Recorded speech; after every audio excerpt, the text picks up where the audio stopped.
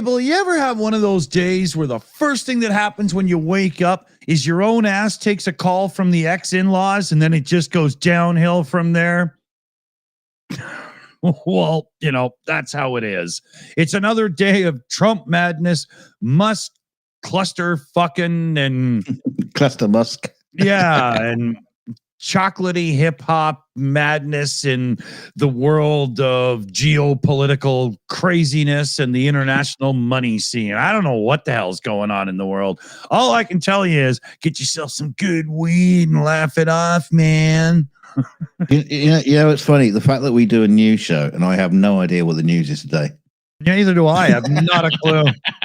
If you want to know what really happened in the world, ask PJ CNET in the chat because he'll tell you. Yeah, he's the news team leader, so he actually knows, right? Yeah. Yeah.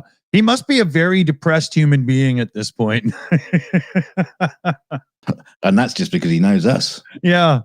We've had a complete breakdown on the team recently. PJ with a massive issue and we're all falling apart. Yeah, swelling tooth, and then you had Shayna with the tooth thing, got a root canal coming up and whatnot, and AI Alchemist had the car issue, and then his grandson had a health scare, and I mean everybody's just falling to pieces, Oh, Chris is all right. He's got away scot-free, hasn't he?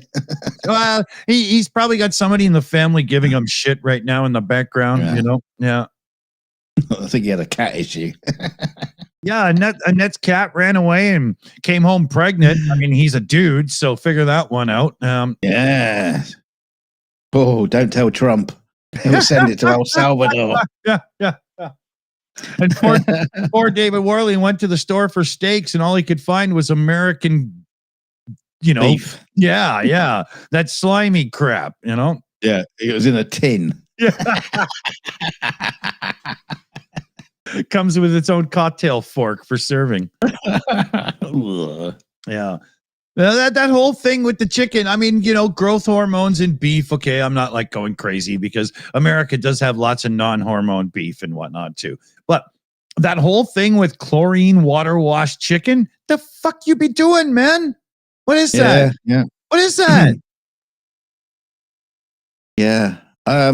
I can't remember. I do know it was a thing, and it was like in the news over here. Everyone was talking about it. We're not having that shit. Yeah. I don't know. I don't know what they were doing it for. I mean, were they washing them before they killed them or afterwards? Get in the bath. Yeah, you go up to the chicken. Don't worry, it's like vodka. I don't. It's weird. Yeah. It's like humans. Whether they've gone to the swimming bath, it's all right. It's not just the chickens, though. It's the eggs, because we do this too in Canada. We do some weird acid bath to clean the eggs because they come from these dirty, disgusting, massive factory-like places. And you guys just practice clean collection. So your eggs can sit on the counter and not go bad. Ours must be refrigerated or you're getting sick. Yeah. In America, don't they bathe the brown eggs so they come out white? Well, they do now. Bleach them. I took got like a carton of was it 18 eggs or something like that years ago, and they all just came in this carton, and inside it had all these brown eggs, and there was like one little white egg in it, and I did this little cartoon, just the brown eggs look into the white egg and said, you ain't from round here, are you?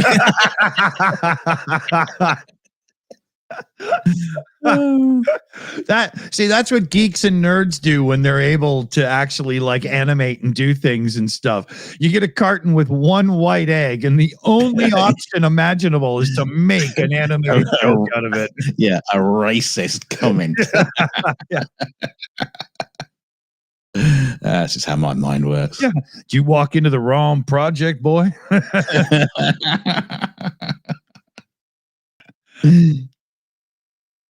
Oh, that's funny.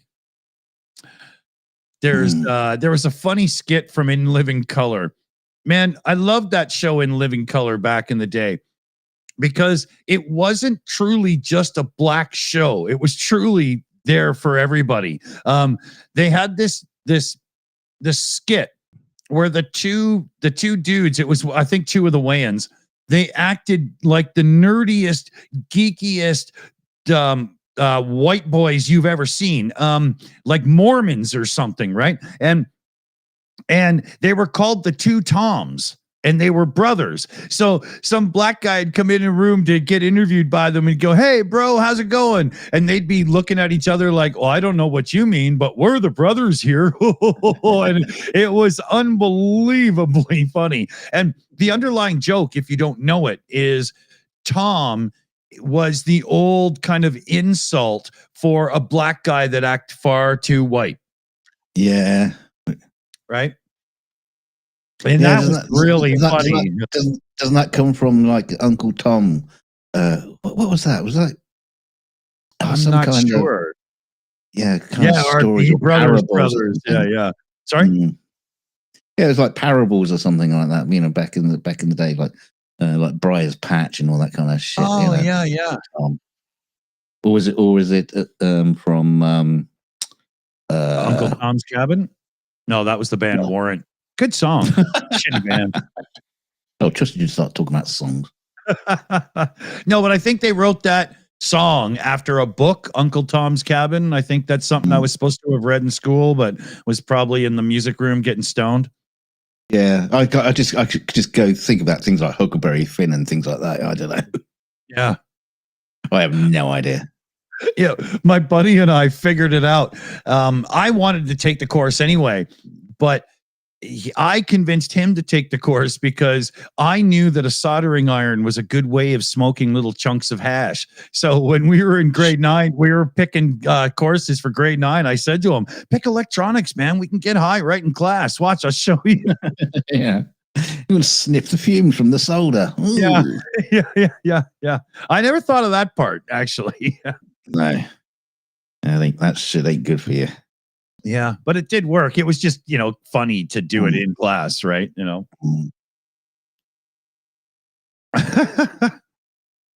So, that list we did on the 42 show, I don't think we've uploaded that clip. Maybe we have. I'm not sure. I got to do some uploading later. That'll be fun after a couple of drinks, won't it? What list? The list of those crazy places that got tariffs that aren't even populated. Oh, right. Yeah. Yeah, it turns out there's even a few more. Really? The moon. Yeah. Mars, they've been ripping us off for too long. They're putting a 25% tariff on you.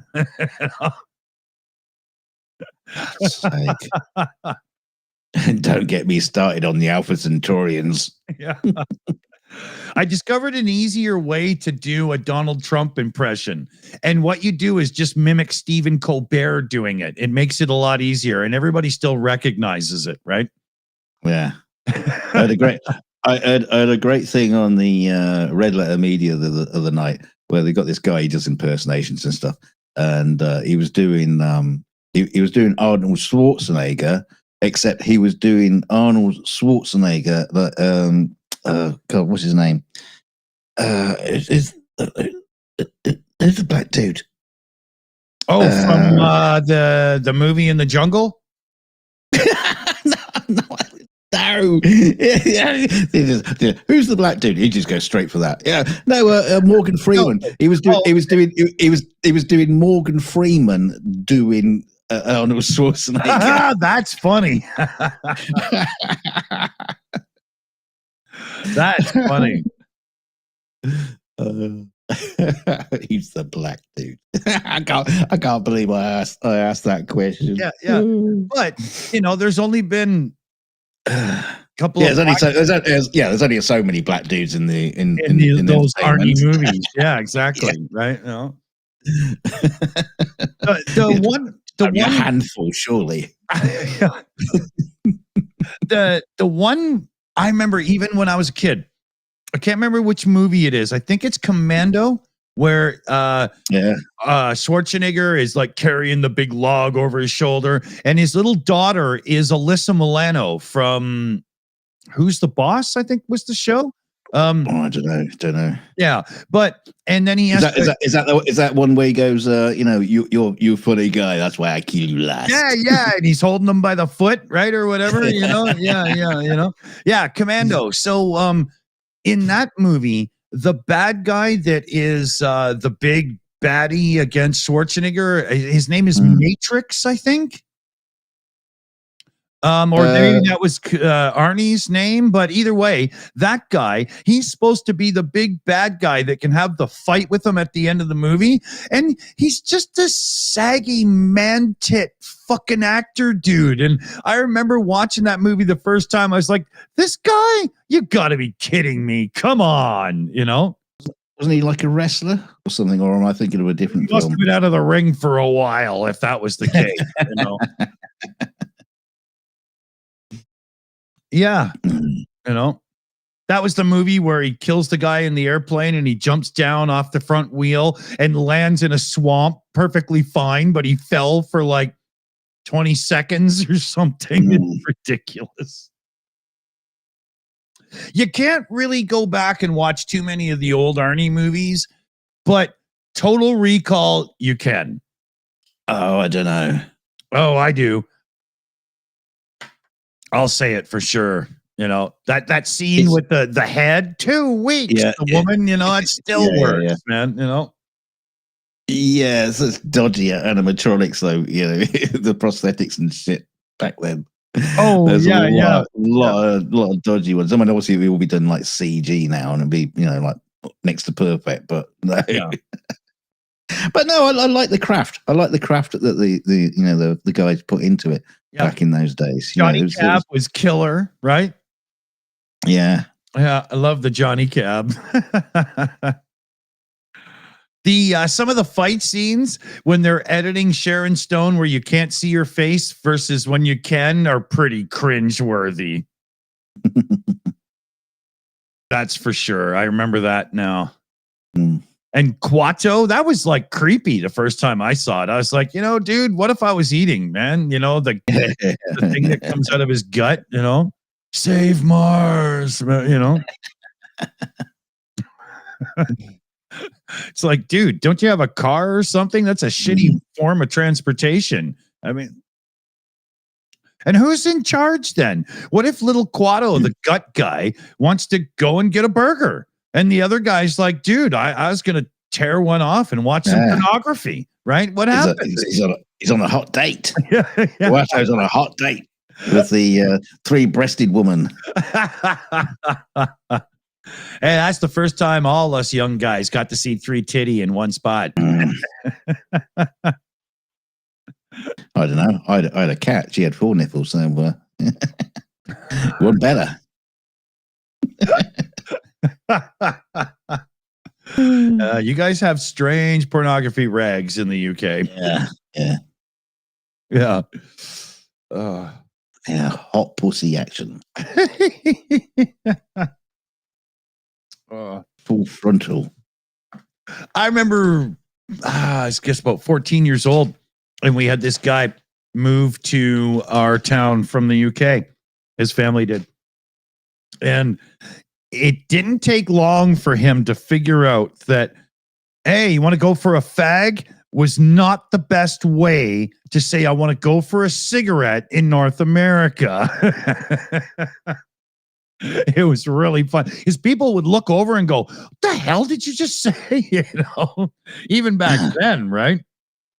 Yeah, but he was actually, he was using it just in case. He was actually asking you, if you wanted to go for homosexual sex.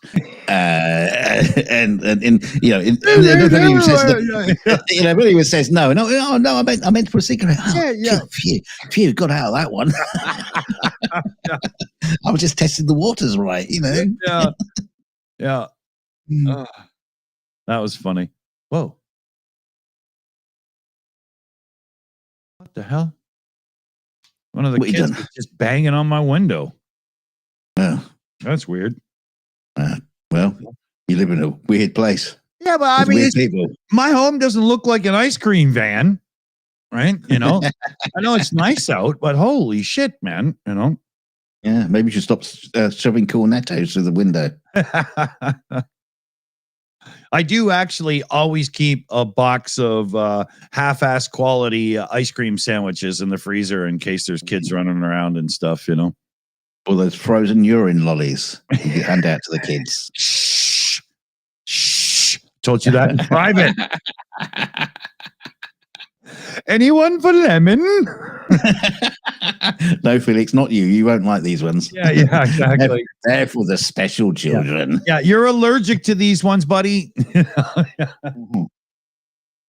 No, wouldn't do that. But it's like 23 Celsius here. So I think next weekend we're going to do one of our drive-in movie nights where we get the projector out and we beam it onto the side of the house and all the kids show up, sit their blankies up and everything and have a good time. Should be good. Hey, kids, have you ever seen Cheech and Chong? Yeah. Hey, kids, tonight, let's see what Debbie does. What, a whole city?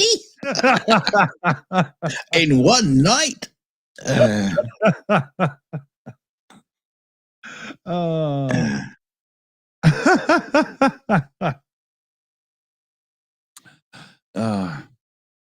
Yeah, they always the kids never pick classics, man. They always pick new stuff. Yeah. You know, we always try, like Felix and I always try to encourage them to watch like a classic, you know, and they'll be like, oh, let's watch the Mario movie. Oh God, all right, you know. Hey, talking of people doing places, there's a movie you should try and get on the Plex, see if you can find it. All It's right. very, very rare. It's called Leningrad Cowboys Do America. Now, write it down, because last time we said, oh, we've got to get that movie. I'm going to make a note of it, because last time we said you've got to get that movie. Neither of us can remember what movie it was we were talking about. So you're telling me this is a real movie title? Yeah, Leningrad Cowboys Do America. Okay. Yeah, it's absolutely, it's crazy. It's fucking hilarious for this. Okay. You'll like it because it's about a bunch of musicians trying to break into America from the step really Russia. helping. But okay, let's see here. It's like the Russian Blues Brothers. Oh God. Okay, hold on. I've made a note of it so I can remember. You don't have to look for it now. Oh, okay. But yeah, no, you should definitely check that one out. It's fucking hilarious. Anybody in the chat seen it? Leningrad Cowboys Do America? Anybody? Oh yeah, Paul Gilbert. Isn't it Leningrad Cowboys Go America? Maybe it's that one.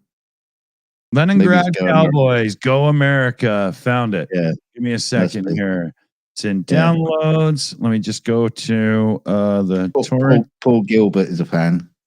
Paul Gilbert. All right. Yeah. I don't know if that's a benchmark quality or not. Okay, I put it in movies. Here we go.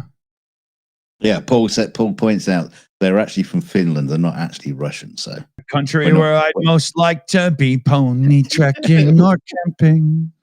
Yeah, we're not promoting Russian bands on this channel. So they're actually from Finland. Good. Okay, yeah, it's it'll be ready to watch in Plex in like 33 seconds. All right, okay. So we'll finish up the show early tonight, and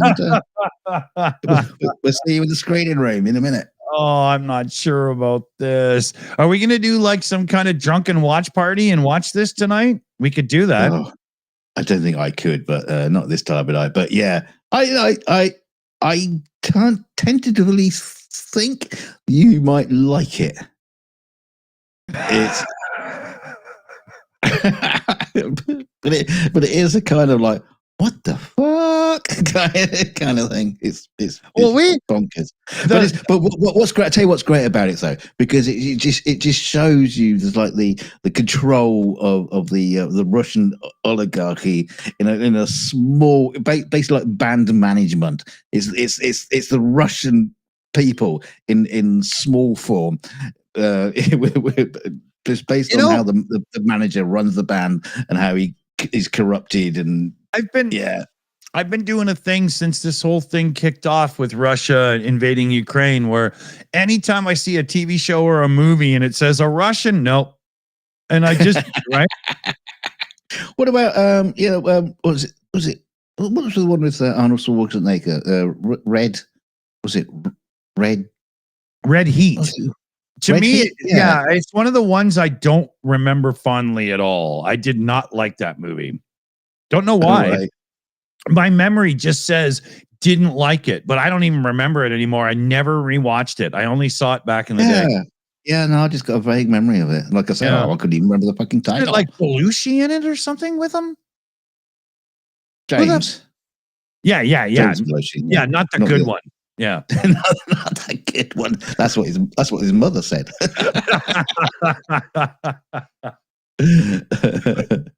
Yeah, not the John. Yeah. Not Jim. Yeah, Jim. Yeah. Red Dawn, 1984. Oh. Yeah, that was a good one. By the way, consumer advice. Well, it's not. It's parental advice, actually. Never have children with the same initials. Don't go with John and Jim. Stupid idea. Because you end up with these letters, official letters that come to them, and it's just like J. Belushi. And it's like, yeah. Now I've got 3 kids, and all their names begin with C. You on Tuesday? So it's like cake, C can Ed. Yeah, which one? Wow. Wow. So you're just a nightmare for every government office and so on, right? Yeah. Yeah. We just have to open them all up, go, oh yeah, Connor, tax is due. If you guys ever get rounded up and deported, they're gonna flip out, right? Yeah. So will El Salvador. Well, eventually they're gonna find out that you're really from the Falklands, right? I'm a penguin. I don't think the UK government are into deporting people yet. We haven't got quite that far. Well, King Charles still has a home, so yeah, he's all right. I actually like. I always found him to be a bit of a doofus, but to be honest, that's just because when he became like Prince Charles and Lady Diana and everything, we had caricature artists over here making comic jokes out of him and fun, and it was just kind of like a national pastime to like the Queen and think her son's a bit of a doofus, and that's kind of how it went, right? To be fair, he's a good target, with those ears and that nose, and that basically that upper class twit, face. Well, never upper class high society. And he's a goofball, but unfortunately for him, he was born into it. If he was just like Colin from down the pub, I'm sure he'd be a completely different person. Yeah. But you're literally just grown up inside the royal family. Yeah. For your life. It's like Michael. When people talk about Michael Jackson, that he would just never had a childhood or anything like that. It's the same sort of thing, you just never get the opportunity to be a real person. And the only real chance that the royals get is when they get to join military service and stuff like that, and get to hang out with other people. But they make sure the only place they can find marijuana. I mean, well, the thing is, they always make sure that they're bunked up with other toffs. So you get these like the RAF tough pilots. I'm the pilot. Don't you know? Yes. They make fun of each other by pointing out who didn't have a helicopter to take them to kindergarten, right? One sec. Oh, he's booking off. I had a window of stuff ready to go for when he buggered up. But I don't have any more. Oh, he's back. That was all right. Yeah. Just, didn't dial everything up today, so had to blast through a wall there and grab a drink. You're not showing them in your Xbox? Not yet. The fan that's built into the Xbox is a little bit loud. So there's a Noctua fan, if you know what I'm talking about, ordered, and they're super silent, and it'll really help. All right. The one on the Coke fridge was pretty loud too, and I replaced it with one I had here. I think it was a Corsair. That helped. The one I got coming for the Xbox one is bigger too, so it can spin slower, which really helps. Because there's a lot more room for the fan than they used. And big fans spin slow to get the same amount of air that a small fan does fast, right? Hang on a minute. You know. As slow fans as fans. Yeah, so it'll help. It'll be good. You're just making shit as you go along. Pretty much. Yeah. Get back to the script. There's one? Shit. Yeah. Okay. Yeah. I gotta find it. Yeah, no, I've just read that bit. It just says on the line, there's Dick says, "Oh, I got to find it." So you're right. Yeah. Yeah. You're all right. You're back on the script again. This is like Spaceballs, sir. This is now. You're watching now as it happens. When? Then? No, now. No, but it's finished. No, but there is no now. Now. What just happened is then, but now we're now. Okay, it's just confusing to even figure that out. I watched this Star Talk thing the other day, with Neil deGrasse Tyson, the other black dude. You remember there's two of them, and he was talking to some guy. The mustache. But no, they were talking about this thing, and quite frankly, it just went straight over the top of my head. Like he had another black dude on there explaining to him, so it's all black. It's a strange science show to have all black people on it. But the guy was talking about it's like photons of light coming from the sun, and if you're in a different place, like a few meters away, your now is a different time to what the now is where you are. Right. It's like I was trying to figure out, but your now is very Einsteinian. Yeah, so how is your now different to the other now? Because it's still now, isn't it? No, it's not now. It's a different now. Nothing occurs until you see it happen. So depending on where you are, everybody's reality is actually different. It's really, really screwy to think about. But there's a few situations that you can point to prove that this is absolutely the fact. And one person can say, well, a situation happened this way, and another person can say, no, it happened this way. And essentially, they're both correct. Well, I remember there's like Carl Sagan did the thing about, talking about Einstein and relativity when he was talking about on the cosmos, and there was like a guy riding along on a bike, and someone in a cart sees the bike, and the bike veers and the guy falls over, but from the perspective from the other guy, he sees it at completely different times. Right. And my head's going, yeah. What? The best way to do it is the train. Do you know the one with the train? Yeah. Yeah, when you see the train pass, yeah. There's other examples of it as well. Like, here's a really good example of the whole thing of perspective and where you are. If you're on a Harley Davidson with a stereo listening to the tunes, you just drive along listening to the tunes. But to everybody else on the street, your music is ruined by the Doppler effect on the come and the go, and everything's out of key and awful. Oh, I hate that. Well, you never travel at the speed of light. Imagine that, right? Because that was the other thing that used to hurt my head, was like, if you travel at the speed of light, then you can't see anything anymore, because then you are traveling at the same speed as nothing light. Can get. Yeah, exactly. Right. Well, unless you're traveling the speed of light into light that's coming at you, because then everything would. It's really, really weird when you start figuring that out. But the thing is, in the mathematics, they say you can't add to the speed of light. So Yeah. if you're traveling Right. against the wind, as it were, Yeah. into light, Well, but it doesn't change. that's why there's the It's speed still speed limit, of right? light. Imagine if you could travel faster than light. You could set up a big light and then turn it on and then run faster than the speed of light in the direction the light is pointing and stop and turn around and watch yourself set up the light. Yeah. Like, that's just what? But that's what would happen if you could go faster than light. Nothing makes sense anymore, right? You know, Yeah. crazy stuff, man. It's been Crazy like this stuff. show. Yeah.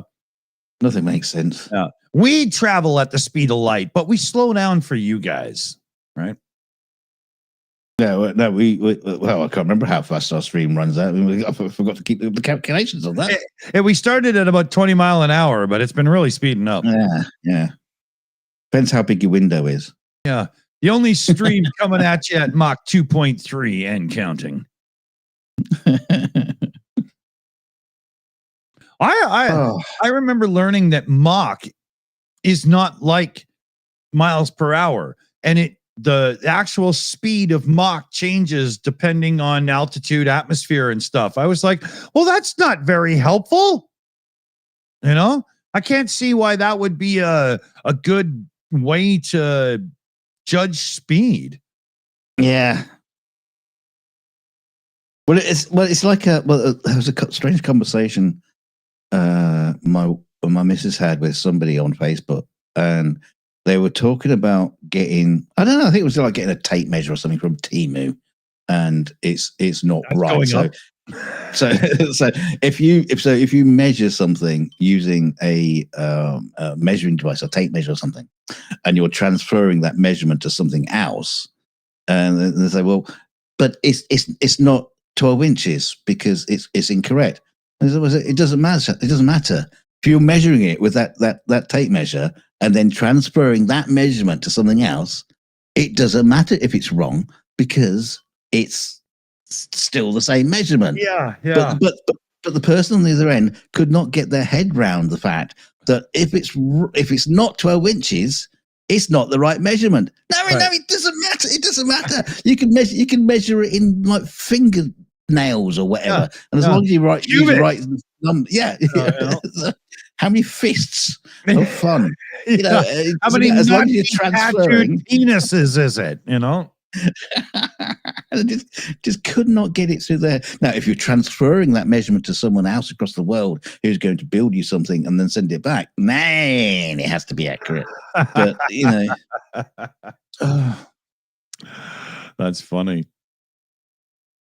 Yeah, there's. I heard something else about that, about the meter stick. I can't remember. I wish I would remember what the fact was, but they're basically pointing out that they measured the meter is basically a division of the Earth's radius or circumference or something like that.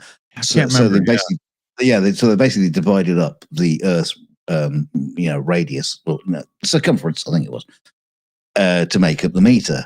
And of course, when they originally did that, well, their measurements weren't entirely accurate. Yeah. So now the concept is flawed, but we have a meter. Yeah. Yeah. and of course the meter stick is like it's preserved in like fucking platinum or something because it doesn't expand or something. And it's kept in a glass case, and that's what everybody goes to check. I mean, I've never taken my tape measure down to it to check out, make sure it's all right, but yeah. I just took something else down to measure it up and make sure. 14 of your penises. 14. Yeah, just the width. Wide. That's another thing. If you're going to get a tattoo on your penis, it may as well be a swastika.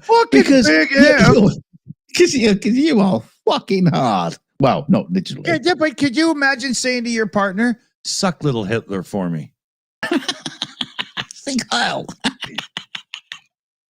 Well, you get the angle right, 45 degrees in the air. Do shit for me. It makes me stand up.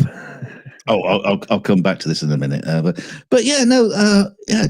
Where did he have it tattooed? Did he have it like tattooed on the shaft, or just like right on the end of the bell end, so you're staring right at it? I don't know what you're going. I don't know what you're going ow for, because I'm pretty sure that any part of the penis is an owie. Yeah, but That's fucking hurt. You know, dear Lord. Yeah, very, very odd. But also, if you're getting a tattoo on your penis, is it like when you draw on a balloon with a Sharpie, and then you inflate the balloon, and then you write "Happy Birthday" on the balloon, and you blow it up and go, and of course it's all it's like thin and faded, and you can barely read the writing because it's spread out. Is that what happens when you get a tattoo? Do you get a tattoo on your penis while it's erect? To make sure it looks right in its right proportions, or do you get it done when it's all Mr. Floppy, and then you just see what's going to happen? Yeah, I got Bart Simpson tattooed on my penis, but when it's erect, it looks like Prince Charles. I mean, what's going on? Yeah, I got a MAGA tattoo, but when I get really excited, it says "Make America Great Again."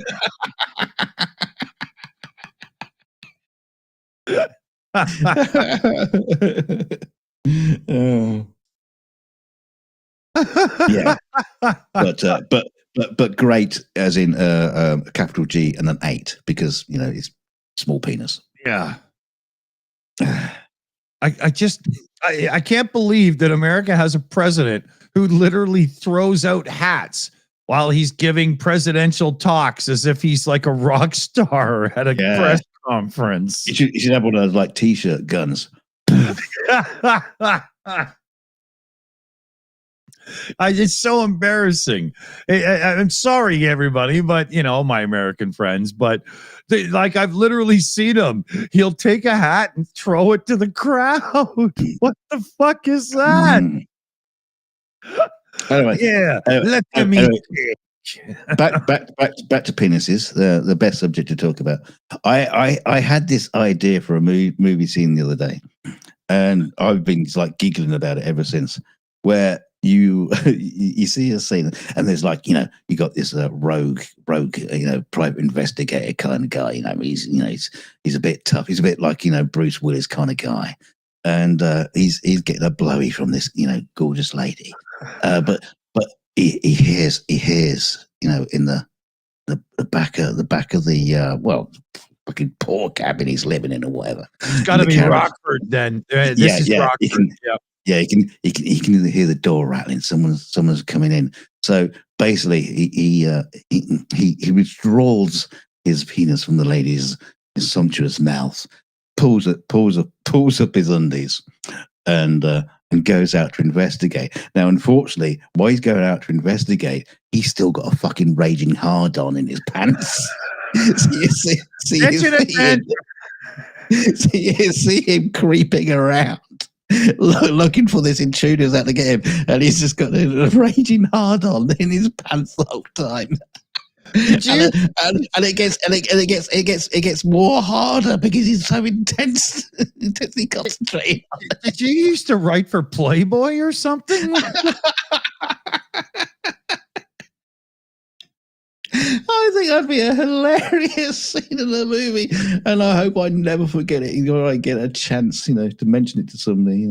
I'm gonna write a script and pitch it to everybody in Hollywood, just so you have to be the one that enlarges the penis. Yeah. I haven't got an idea for a movie yet, but I just got this scene.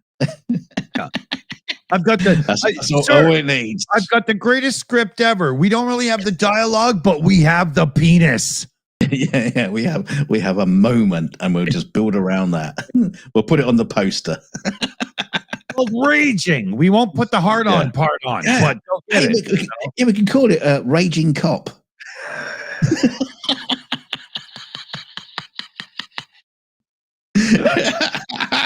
Hard on PI. We could name it after the body count the song. Evil the Dick. Rockford Files. The Rockford Files.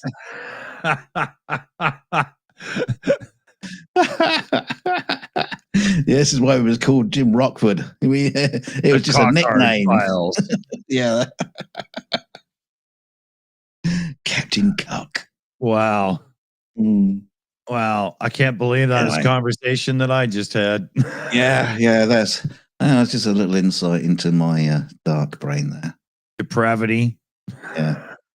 At least it's now recorded for prosperity. I'll never look at a Firebird formula the same way again. I'll tell you, Bruce Willis is going to watch this show and go, yeah, that's a great idea. We've got to do that. He's going to watch this show and turn to his daughter and say, where am I? Fuck. And who are you? Sorry, who's your Bruce. daddy? And what does he do?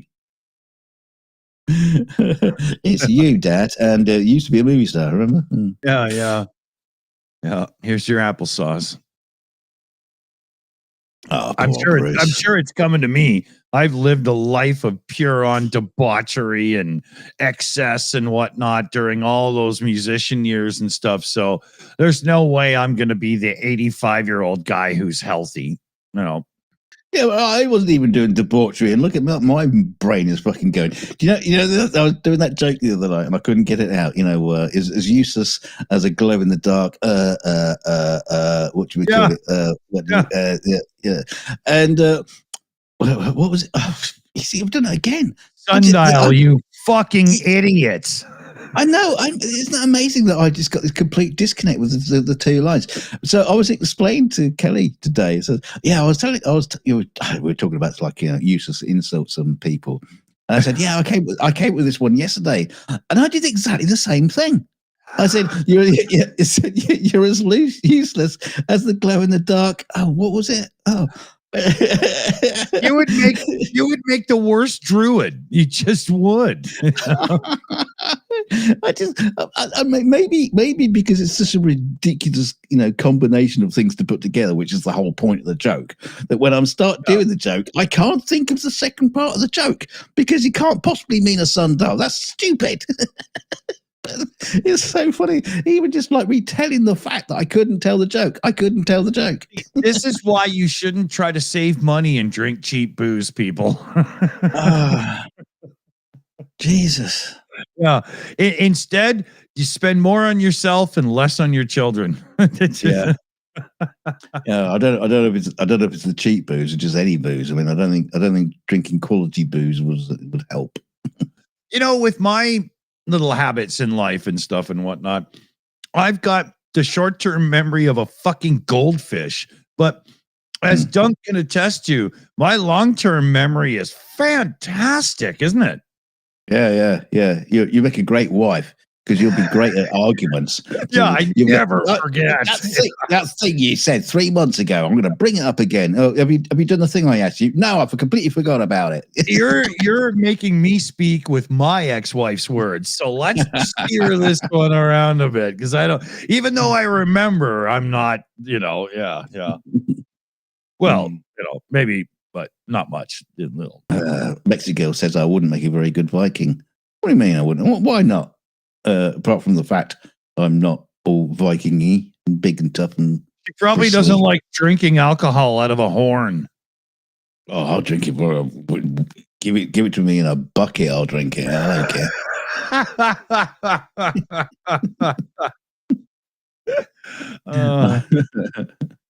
Yeah, I'll drink it straight from Vin Diesel's mouth if you.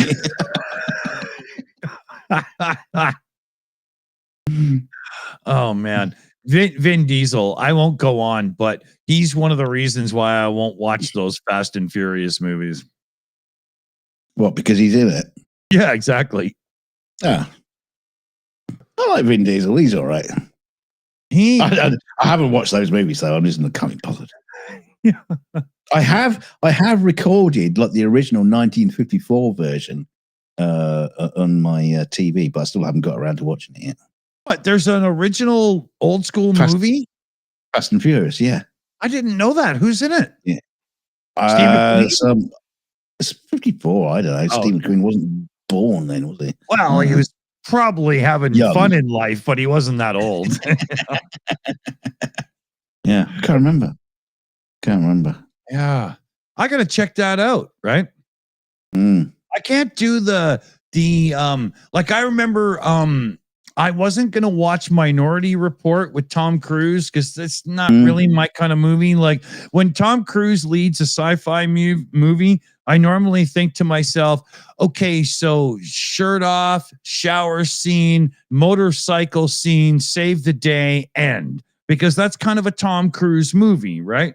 And it's a pretty good movie, but he does have the scene where he gets into a fight and he's in a car factory and the car gets built around him while he's having this fight. Which that was a pretty cool scene. But that was the thing. I saw the scene in the preview where they were having this big car chase scene and he's crawling on cars, and then they quickly show you just briefly, and people caught it, that it was on the side of a building. And I was like, for the love of God, really, And it was just too much. I did watch the movie. It was a pretty good movie, Yeah, it's all right. Tom Cruise, even though he's a bit Tom Cruise, there are quite a few movies he's done that are pretty good. A bit Scientology. Yeah. He's like John Travolta, but shorter. I couldn't give a shit about the Top Gun Maverick movie. I started watching that and I thought, Jesus Christ, you just want us to lick your fucking anus, don't you, Tom? It's all about me. Aren't I great? I would. Yeah, couldn't stand. And apart from anything else, it was almost like a direct copy of the script. It's the same shit. I know. I wouldn't doubt that the studio and a few were like, come on, Tom, we could really do with a Top Gun right now. We're all into the old names. And he was like, fine, but I'm going to write, produce, direct. I will hire my own, it must have just been an ego fest because I've tried watching it twice. I fell asleep both times. So, yeah, and then state that look, there are no visual effects in this film, even though if you look at the credits, the visual effects credits are longer than anybody else's. 7 minutes long. Yeah, exactly. But no visual effects were used in there. They're all shot for real. Yeah. I hate that thing they're doing these days where they keep saying that as if anybody believes it. Meanwhile, you can see that some of the extras are moving as if they were rendered in the year 2000. You have that thing where they walk and they pause just briefly between each step, the way that nobody does walk, like you watch it. I hate that crap. Yeah. No, it really pisses me. It really just puts a real slight, a slight on the entire visual effects community. That make your fucking films. I remember when I was watching some bits from Monuments Men the other day. It was one of the films I worked on, and George Clooney basically came out and said the visual effects spoiled the film. It was your fucking film. You made it, and the visual effects in it are flawless. So I don't know what the fuck you were talking about, George Clooney. Yeah, and of course, that gets into the paper. It goes back to the visual effects supervisor, so his name is now slighted by this, and it's like, I won't use him then because George Clooney doesn't like him. Yeah, meanwhile, he did nothing wrong. Yeah, meanwhile, Clooney's just looking for a fall guy for a movie that had amazing sequences and just not enough substance to it, right? Yeah. It's a great movie, it's just not a banger. Yeah. That's Hollywood and television, we're really suffering from this right now. They're so scared of every property and project not being a massive hit that they put out an amazing television show and they kill it in the first season. Gone. And, like the music industry right now, the only way to get a good record contract right now, or really any record contract with a major label, is to have already made yourself successful on social media. They don't, there's no grassroots anymore. That's gone. and take your clothes off, preferably. Well, not. We're not going to Weinstein this conversation. You know? Well, I mean, if you think about it, I mean, a lot of music videos are hotter than porn films. So it's like, dude, all they do is cover the tiny little parts that you really need to, and it's just grind and blah blah and what. I mean, I know. It's so yeah. Yeah, you get porn stars watching again. Phew, feeling a bit flustered after watching that pop video. Yeah. I mean, I need to go to have some sex to calm down. Yeah. They used to say Duran Duran videos were basically pornography, right? Yeah, come on, yeah, Yeah, they had some dirty stuff. Girls on Film, that one, yeah. Oh yeah. That helped a teenager through his early years. Yeah. What did the guitar player say? He said they're tastefully smutty. Yeah, a bit like Spinal Tap. What smell the glove? What's wrong? What's wrong? What's wrong with it being sexy? No, it's sexist. It's just sexy, isn't it? Sexy. Yeah, What's wrong? But here's the thing. Do you know why early Duran Duran videos were all like hot chicks and beaches and all that shit and whatnot? Because MTV went to the band's management and said, "Look, this is what we need," and they were like, "Okay, coming right up." Yeah. And also it was a good word. It was basically the band's version of Tinder. Just fill our set with hot chicks, and maybe we'll get a chance to date one of them. It was a way of setting the bar for the groupies as well. Yeah. I think that's the same thing happens with the dudes that did the rap videos as well, and they just like got all these. They're all in massive fur coats and shit, and all the girls are just in bikinis, and they're all like swanning around them. I'm sure the only reason they do that is to say, the after party. Maybe we can get off with one of them. Totally. Yeah. We're not idiots. We know. There's a guy who has a exotic car rental business that's on YouTube. And I haven't seen his videos in a while. I can't remember the name, but he rented his car out once. It was gone for like 7 days. And when it came back, there were these little indents in the hood. And he was literally pretty much able to match them up to woman's high heels, right? Yeah. So he done them for the damage and it all was dealt with.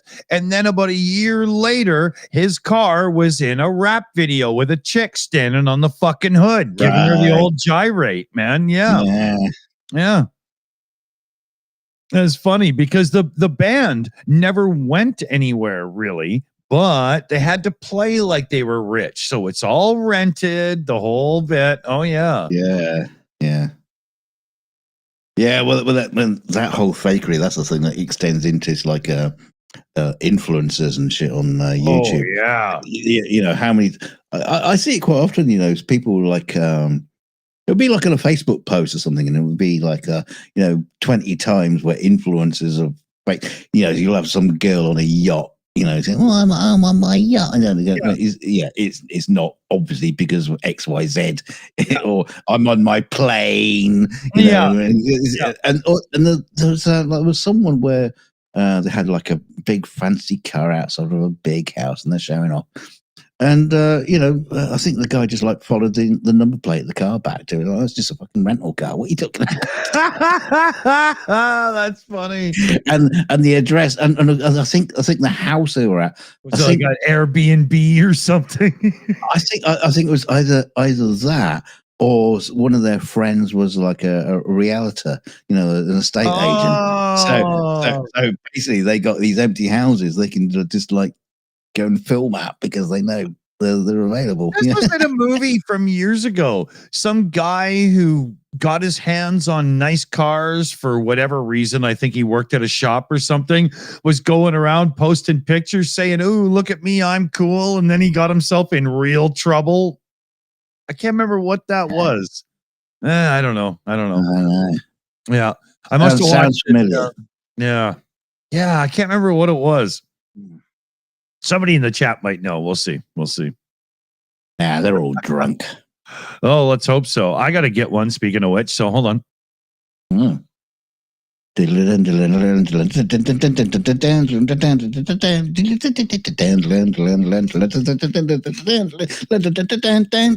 He's off to get the beer.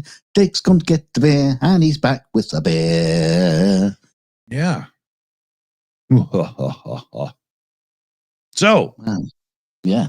So, what else is happening in the world that we haven't made fun of that we should? the stuff we haven't looked at. Oh, I don't know. Yeah. There was another story that in the list of the 42 shows, and I didn't get around to reading them because PJ had managed to post so many stories of inconsequential natures that I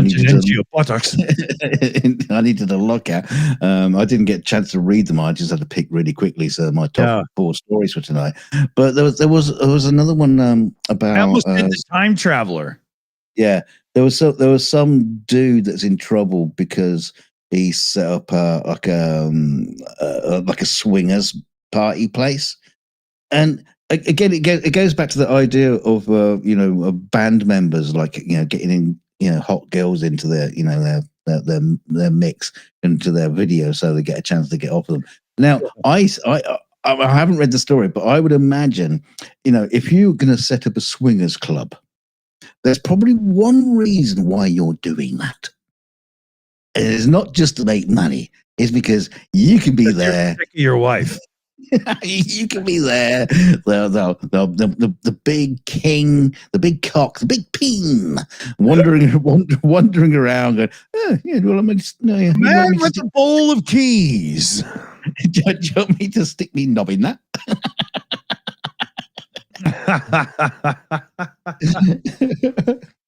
No, I mean it's got to be one of the only reasons why people do that kind of thing. Surely. I don't know. Here's the thing: if you go to a couples swapping thing because your relationship's a little bit stale, not too interesting these days, do you really think you're going to find something interesting in a group full of people that can't wait to get rid of their own partners to try something else? I mean, it's not the greatest way to grow a relationship, is it? I love you so much, I'm going to go fuck someone else. Yeah. And we can stay together. How strong we are,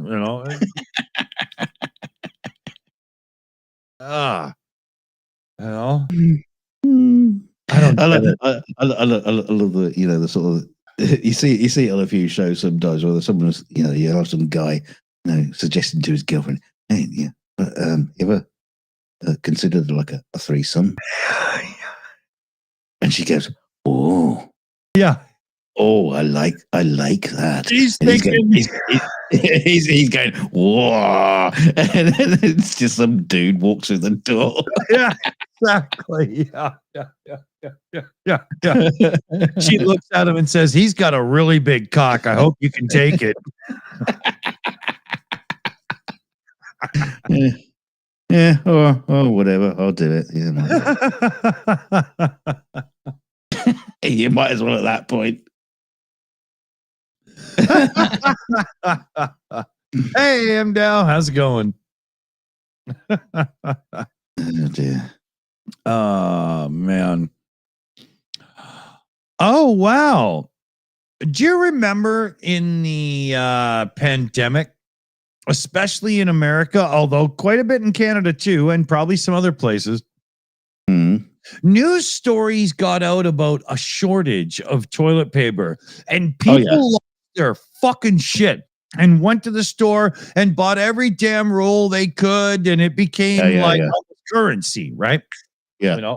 Well, the Annette just put this in the back chat there. Higher tariffs on Canadian softwood lumber by Trump could seriously disrupt the northern bleached softwood craft pulp, crucial for making, drumroll please, shit tickets. Wow. Yeah. So, I mean, imagine if Trump is responsible for people having crusty bum because they don't have enough shit tickets. That could lead to an uprising like the world has never seen. Because yes, the people are revolting. Yeah. If there's one thing I know about cushy rich white people is they don't like crusty bum. So no. Maybe it's an uptake in the sales of B-days. Yeah. Or at least spray imported from bottles. Canada. Spray bottles. Imagine Trump sitting on the golden throne with a Windex glass bottle spraying his little cornhole. Hey, maybe we should get onto that. Start selling them. We'll have to get past the export or the import duties on the tariffs, but start selling like little plastic, the Shills shiteaways. Yeah. What you need is a squeezy spray bottle where the squeezy's down the bottle so that the head is small, and then that way you can get it through that little spot in the toilet. So you can, oh, that's clean. Yeah. Yeah. It's one of those like a mini car wash thing, just Trump wipe, a high pressure hose. Yeah. Trump wipes made of sandpaper, made in America. You could. Well, I mean, you could just buy his Bible. Oh yeah, but that paper's really thin. I think you'd have to layer it up in case you're. You know what? I'm not doing it. It's expensive, but could be a little hairy. At least, well, you might as well just hand out copies of the Constitution at this point. Speaking of which, man, America, you better stand up and fight for that shit. He's talking about a third term and ways to get around it and stuff. Oh yeah. I mean, the interesting, one of the interesting things he said about that is, he'll get JD Vance to run, and then just JD hands over exactly once he wins, and he would, right? But he would for sure. But does that get around the Constitution? Here's the thing. Here's the thing. Nobody, because the Constitution just says he can't run. He can't have a third term. Right, but he can't be elected to a third term. But if you look at the modern way that the law is going, it's all about semantic of language to the utmost degree.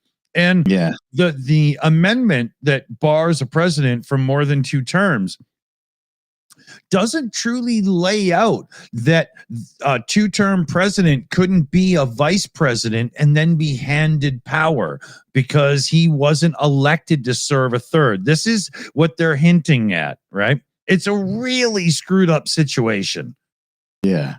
Well, I mean, the fact is, the Second Amendment about gun ownership, the semantics of that have been argued like endlessly for years. The Second Amendment, gun ownership should make sure that no president does 3 terms. Do you see what I'm saying, people? Yeah.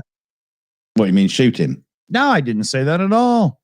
But someone could. I was hinting it. You're now getting me in trouble by laying it out, you moron.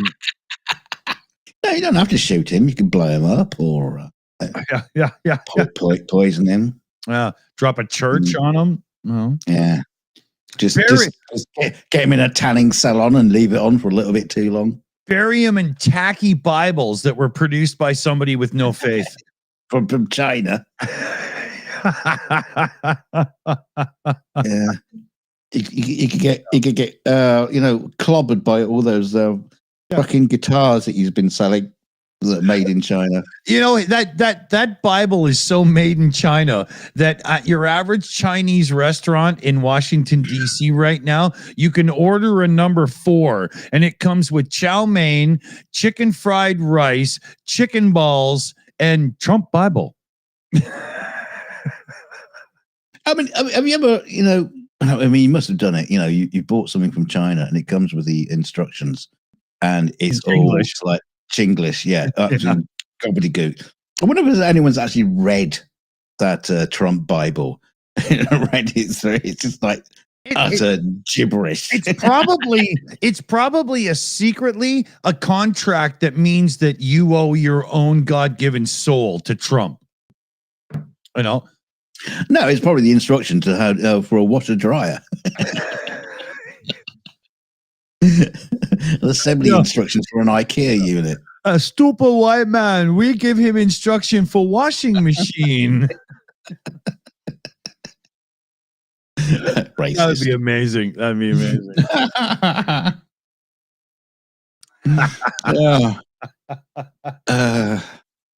Yes. And Jesus stood on the mount and said, Blessed are the air fryers. Yeah, no. He stood on the mountain and said, holy fuck, are my feet sore from walking up here? Does anybody have something like one of those things I can yell into like a cop? You know?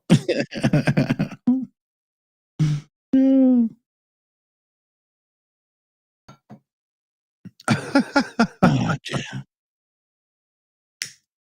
you know, poor Jesus. Every now and then he must have woke up and just said, holy fuck, man. Well, people just leave me alone already, you know? You can't even masturbate without somebody going, oh, but Lord, are you okay? You know? Must have been shitty. No wonder they didn't invent things like Netflix and Pornhub in the day of Jesus. You know, he wouldn't let it happen because he was so pissed off that nobody'd leave him the fuck alone. He was like, you guys aren't going to enjoy your recreation time if you're all going to be bugging me all the time, right? Well, he only had 12 followers on Facebook, and also his my only fans, my only disciples. Yeah.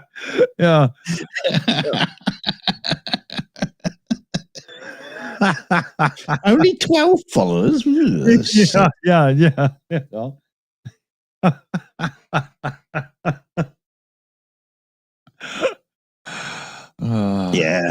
He finishes his sermon on the mountain and goes, like, share, and subscribe. Yeah. He even built my hot rod and he got no love for that, you know? Was it you I was telling you the other day? I was in like a Zoom. Well, it wasn't a Zoom call, but people understand what you mean by a Zoom call. But I was in a Zoom call and I was saying goodbye, and I nearly said, "Yeah, like, share, and subscribe." Just out of fucking habit. Yeah, exactly. Right. You're talking to your tax auditor, so remember, like, share, and subscribe on your way out the door. Some consumer advice, and he goes boom and goes into the credits.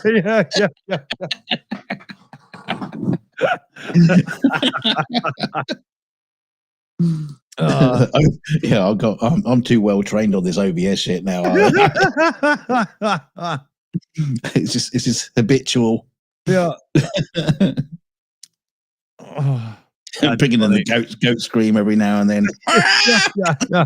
I do it with my phone. You know, when I make a joke, if I want to get the punchline in, I just bring up my phone and do the goat. People look at me weird. I don't get it. Well, if they saw the show, they'd understand, right?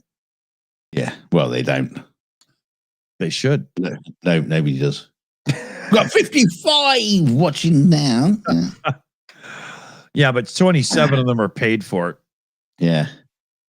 The rest will watch later when they can be asked. Yeah. Once Pornhub goes down for 20 minutes of maintenance.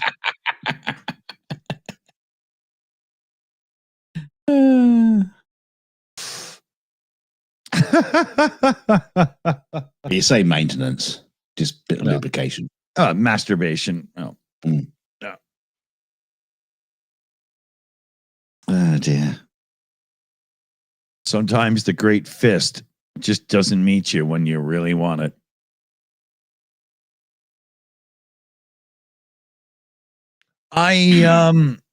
What is it now? Oh, we're not that bad off yet for time. Good. I'm gonna be drunk later tonight. I'm drinking really fast here tonight. Oh dear, you're making up. Yeah, because you weren't drinking during the show recording. Going right, catch up time. Yeah. I'm trying to hydrate. Right. I was drinking water, and it was really depleting my beer system. You need to put a splash of vodka in it. You know. Vodka sounds a little bit Russian to me right now. You know, I haven't really drank much vodka lately. I know there's vodka from places more than Russian, but in every TV show and whatnot, when they have somebody with a bad accent on who's supposed to be like a Russian mobster or something, they always say, first we drink vodka, then we talk business, right? Let's do it the gypsy way. Yeah, drive you crazy, right? Yeah. Yeah, you're talking about cultural cliches. Yeah. Let's face it, everybody's got a cultural cliche. It's like Americans that talk about Brits. Oh, we're going to have a cup of tea. We're going to drink tea and eat scones. And that's not, tell you how, that's not how it fucking works. Yeah. Or the Scots, all they do is eat haggis and wear kilts. No, it's not. It's not. There's so much more culture. And if you talk about Americans, you suddenly go for the Southern drawl, and all that kind of shit. It's like these cultural fucking cliches that everybody has. Oh, talk about Canadians. A boot. Yeah. Nobody talks like that around my town at all, right? Nobody. You barely even hear people say "a" and "oh yeah," and the few other things that Canadians are known for. I've known a few Canadians. I haven't liked them all, but I've never known any of them.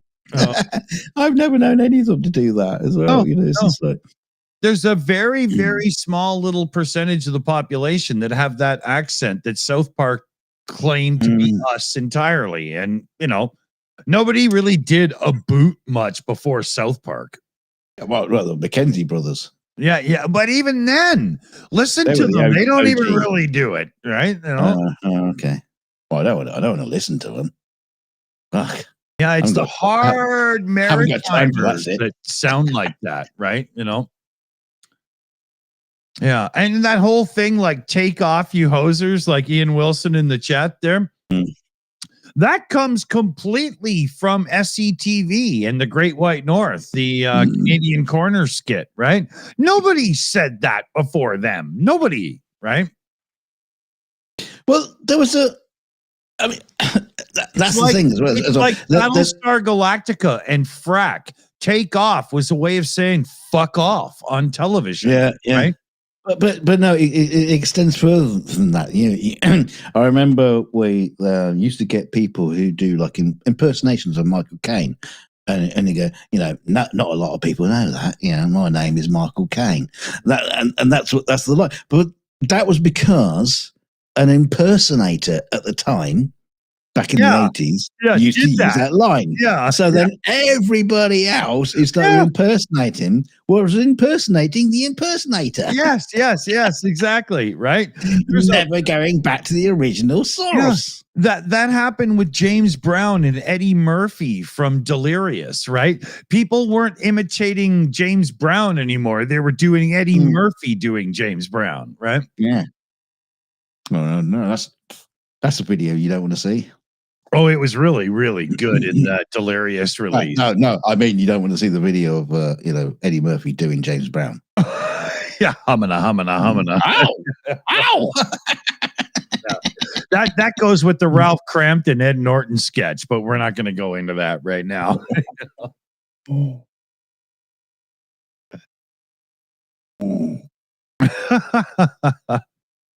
If you go back and feeling good, little. If you're on our Plex server, well, lucky you. But if you're not, go and watch Eddie Murphy Delirious. It's from 81, 82. It's his first stand-up comedy when he leaves Saturday Night Live. Watch it and think to yourself, how much of this whole thing could a modern comic even bring to the stage? Oh, it's the same with Richard Pryor as well. Oh yeah. I mean, I'm not going to say it, but the N-word gets used a lot. Yeah. But Eddie Murphy goes at a lot of people in Delirious, right? He goes at the white folk, black folk. Yeah. He says he goes, I tease the homosexuals a lot because the homosexuals. You know? Thing is, I mean, maybe I am just too old, but it is funny. It still is funny, but you do have to understand a black man in the early 80s making gay jokes. He's kind of like, hey guys, we're both being discriminated at. Why don't we just, make fun? Yeah. He did do some black humor too. Like he made fun of himself for looking for bigotry where it isn't. Right. Yeah. But the funny, what I was going to say was that I do see humor from the same kind of like period. And I go, that doesn't really hold up too well today. Yeah.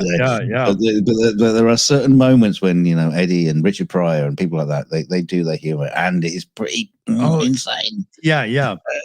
You think, it's okay. It's also like Woody Allen as well when he's having to go at the Jewish community as well. Yeah, well, I mean he's allowed to. Cheap shot. Yeah, it's a Jew. Yeah. Yeah, same way as a black guy can have a go at the ends, because it's the other black men or people. He's allowed to, apparently. Yeah. Stop using even the letter. We get what you mean, right?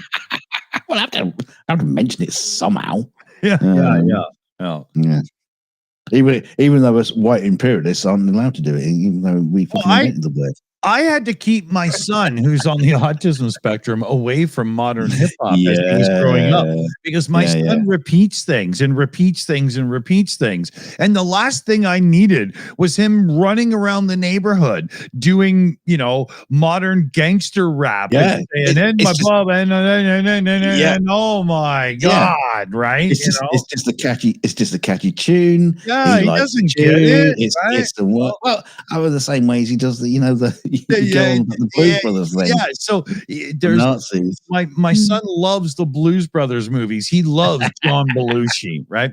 And when he was like, I don't know, 10 years old or 12 years old or whatever it was, he started watching the Blues Brothers a lot and repeating all the lines. And he would start going, "We are here to rise you up." He was doing the Nazi speech when, and he was white men. And I'm like, holy fuck, Felix, you can't say this outside. I know you don't understand, buddy. But do you see why the Blues Brothers kick the crap out of those guys? Because they're bad. We don't say that in public, right? Oh, Dad, does that mean I have to take my Ku Klux Klan outfit off now? It was crazy trying to get him down. He thinks he's just doing Ghostbusters. I'm in a cool ghost outfit. He can't do the cone hat. And my son is the most lovable guy. Like, he means no will to anyone. He would never segregate or discriminate or anything. He doesn't care, And oh my gosh, I'm trying to explain it to him where he just thinks he's being funny, right? Yeah.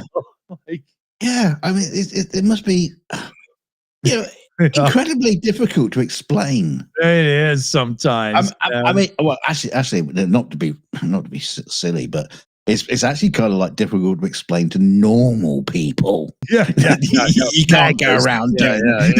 You're not supposed to do that.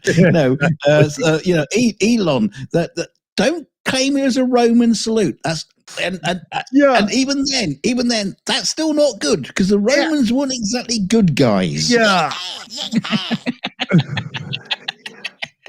It ain't selling. It ain't providing what you're selling, boy. The Romans massacred millions of people. So don't give it to this Hollywood version of the Romans. It's easy to build aqueducts when you have enough slaves, right? It's just like the whole thing with the birth of democracy and stuff, Well, of course, it worked great because every person owned 3 or 4 other people to do the actual work. So they could all sit around and vote, There was a great bit in that movie Glory. I know I've mentioned it quite a few times where, you got, the colonel who's in charge of a regiment of black soldiers, and he's got this southern state, Union officer comes along and and he's got a black regiment as well, but his is very unruly and just not in control. Right. And he says to Colonel Shaw, says, "Yeah, you do a great job of controlling your men. I mean, I obviously, got it naturally because we own several ourselves." It's like, what? This is the whole point. You're fighting this fucking war is to end slavery. Yeah. And you go, I know how to control them because we own several. Yeah, exactly. Yeah. I own a few families, so I'm good at this, right? Jesus Christ. Humans, man. Oh my God. The stupidest people on the planet. I know. And well, here's the thing. I feel like right now, if you look at humanity, I would say upwards of 70% of humanity are pretty much good people, and 30% are horrid bastard assholes. And those 30% make the 70% look like it's more 50% of them because they're so vocal about it. Yeah. And I bet this has been going on since the dawn of time. It's no different, Well, the thing is, the internet has brought it out a lot more as well because assholes have found it a lot easier to be assholes in public, and into the comment sections and shit like that, or posts, and because back in the day, you never really heard about them. They were just like this. They're the people out on the street corner, shouting the tires of cars going past. The same way as the dogs were, the end is nigh. Now the guy that used to walk around the streets with a sandwich board going, "Oh, the end is nigh." Oh, now he's got a YouTube channel. He's got an Instagram post, and he's in all the comment threads and everything. This is what's happening. The internet it turns out it's just Giorgio Tsoukalos' family tree, right? The stump. That fucking guy. I mean, everybody who supports Giorgio Tsoukalos and his Ancient Aliens bullshit, do you realize that half of all your money that goes into that whole franchise and whatnot just goes to his hairspray? I thought they just hold him up by his ankles upside down. They've just turned the camera upside down. They use the same hairspray they use on the ISS to fake the ISS videos. That's funny. I hate that little puke. Oh my God. He's such a lying little bastard.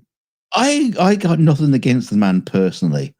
I wouldn't either. I don't swing that way. Yeah. If I said you had a beautiful body, would you hold it against me? Yeah, no, I got nothing. I got nothing against him. But the fact is, he's built an entire empire off of publishing books of utter gibberish. Do you remember that scene in what was it? The Day After Tomorrow, where in the library, and they're saying, we need to burn some books, and they're going, well, there's all these books of tax law you can burn. Nobody gives a shit about that. They should have also said, oh, there's the Ancient Aliens section as well. And exactly. Burn that. Somebody find Eric Von Daniken in the library and burn that shit now. Because he's the fucking prick who started this, right? Hold on. Yeah. It's utter gibberish. I mean, I won't lie. I used to find it absolutely fascinating, and I was really into it back in the day. But what happened is same as Flat Earth. I got out of the cult because all I started to see this connection of people who were what did he say? Just lying through admission. They're omitting the details that disproves their shit. They're protecting their own egos by not even bothering to think about it, right? Yes, and selling more and more books, more and more shit. And once I started to see that, I realized this is just This is not a case of, What you know, is, the truth is out there. You know, this right. this mysterious thing. Oh, the truth is going to be revealed. No, it's not, because there isn't any fucking truth, because they made it up in the first place. Mhm. And that just, Yeah. and as soon as I saw that, I was completely out. I used to have these discussions with Kelly's dad. You know, deep discussions about UFOs, and you know, we used to watch these things about people going into you know, Area 51, and the cars are chasing them. Oh, what are they hiding? They'll see, what? Just, this is a fucking military base. Get the fuck out of here. It's not because there's aliens on board. It's a fucking military base. Just fuck off. Yeah. And but yeah, I used to have these discussions with them, and you know, I was into the UFO thing, but then years later. Mm-hmm. And it was like the last time I saw him before he died. We were talking about it, and I just basically, you know, he was talking about how interesting it was, and all these things, and there's vehicles that, you know, all this. So I basically broke it down into like the facts and the truth, and as far as I could see it, this is why the story is being told this way. It's not true. It's all bollocks, and I felt terrible because he died. He died, so you know, a few months later, and it's like I'm sitting there smashing his. I wouldn't say his dreams, but so you killed him. Yeah, I killed him. He just thought, oh, give up now. You know, what's the point? Yeah. The only reason I was hanging on because I might be able to see like a, you know, a little grey alien in the White House. I just wanted to see Indiana Jones dig up the real bodies, you know. Yeah. Strange. Well, if you go back, let's just stay on this for just a little bit longer. If you go back to Ancient Aliens, the first series, the first season, whatever you want to call it, there was no plan to have a long-running show. It was 5 or 6 episodes, each one based on one specific angle of the argument or whatever. And it was decently debunkable. You know what I mean? You know, there was a few of the standard mistruths like, oh, they could never have carved those blocks. Meanwhile, people have done tests and shown that you damn well can, and so on, right? And you can transport them and everything. Yeah. But there was a little bit of dissent in those series in that first season, so that they were trying unsuccessfully to present it a bit more as a make up your own mind kind of thing. But it proved successful. And I think now they're on like, you know, series 26 or something. And all they do is keep redoing the same things they've talked about so many times. The Nazca lines, Puma Punku, blah, blah, blah. It's always the same crap, you know? Well, you could just like bring up a picture of a chihuahua and say, well, some UFO experts have claimed that this chihuahua is an alien. Basically, the same people on the panel, right? Yeah. They can just say, oh, this dog's an alien. Well, it's not. But they can say, well, because some UFO experts have claimed that this chihuahua is an alien, and if so, and then it's just like open the fucking doors up to the Everland of just gibberish. Because if so, we can say what the fuck we like. You know, there's a couple of people in the live chat saying, you know, but Bob Lazar, you know, liar. Well, no. Go down. If you go down the road critically. It's full of bollocks. George Knapp, who promoted him, it's absolute bollocks. The thing is you've got a few of these people who have credible stuff in their background, and that really starts to but the only people promoting the credible stuff are the people who are promoting the lie. When you actually look at the credible stuff, it's not actually credible. I'm not disagreeing with you. I'm not standing here saying that I believe the guy, but he's a part of the newer style of the argument where it's not just Tsoukalos and Von Daniken and a few that have just gone, wow, I had a stupid idea and look at these people eat it up. I'm living off my books. Yeah. Now you got somebody that has a background coming from the government jumping into the argument and stuff. And that's a whole different kettle of fish now, which is really helping to expand it and give it yeah, well, apparently he fitted satellite dishes. Sorry, what? Bob Azar, he fitted like satellite dishes. Oh, okay. Yeah, I'm not sure. I don't really know, but I know that he's considered one of the new school, more credible people, right? Yeah. Yeah, no, that's what I'm saying is the credibility. When you actually go down the credibility route, he's not actually as credible as people think he is, because the way his credibility is built up is all based on a lie. This is why I'm saying that I managed to get out of that cult, because I managed to find that to get back to the grassroots to find out what was going on, and it just never stacked up. For me. I've always been interested in ancient history, archaeology and stuff. I'm a big fan of ancient Egypt. And when I first started watching the Ancient Aliens show, because a friend of mine, he was actually a musician friend at the time. He watched every one of those first episodes, and it was his house we were hanging out with and stuff. So I watched them too.